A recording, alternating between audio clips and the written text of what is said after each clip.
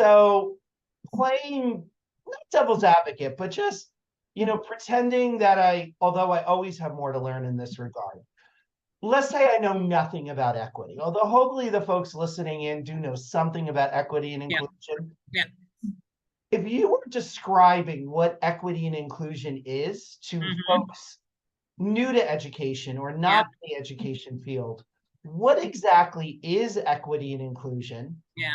And why should teachers, Mm-hmm. especially teachers coming into the profession now, know what it is and know how to integrate it into their teaching?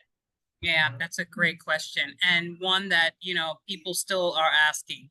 So I'll tell you, John, I'll tell you by telling you what equity is and then what it's not. So equity is really about thinking and providing really paths that level the playing field, if you will, as it relates to just social justice and ensuring that everyone has what they need or access to opportunities, right?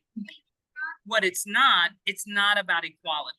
It's not about treating everyone the same, because that then doesn't acknowledge that everyone's lived experience is indeed very different, right?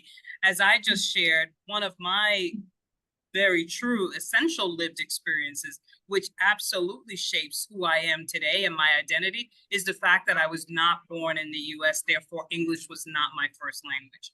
And so being a multilingual person myself, can't help but shape who I am. In terms of a classroom teacher, when we understand who our students really truly are, their individual identity and their lived experiences, it helps us to then make sure that we're providing the right access for them. Those access to opportunities that are tailored to their lived experience, as opposed to thinking about all of my students get the same, and therefore it's really, it's equality and not equity.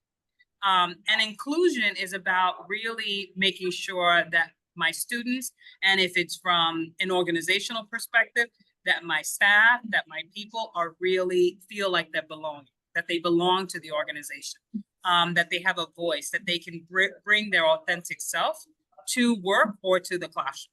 And we want the same thing for our children in classrooms, that we want for our teachers in schools, that we want for our administrators within a broader, larger entity.